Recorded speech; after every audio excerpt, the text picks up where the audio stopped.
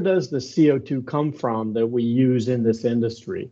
Well, first of all, it's important to understand the types of sources that we use. When we're recovering CO2 and liquefying it to a high grade and taking it into the market, we're looking we're looking hard at the economics. So we're looking at very pure sources of CO2.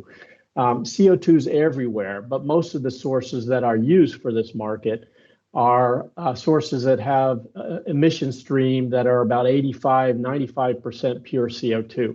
So very pure waste streams of CO2 that we capture out of and we purify into liquid grade, food and beverage grade CO2.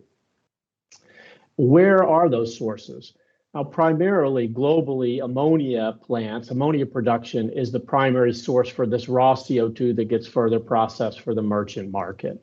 About 25% of the CO2 produced into this market comes from ammonia in North America, and that figure is about 50% in Europe. So our market is highly reliant on ammonia production to provide the raw materials we need to produce high-grade liquid CO2. The second source is hydrogen production, mainly at refineries that's used in refinery processes. That's about 25% globally.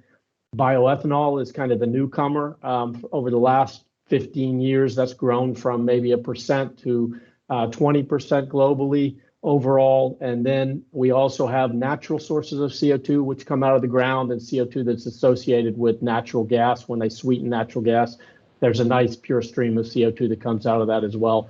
That's probably about 20% of the sourcing for CO2 into this merchant market. And then there's a handful of other various sources that make up maybe 4 or 5%.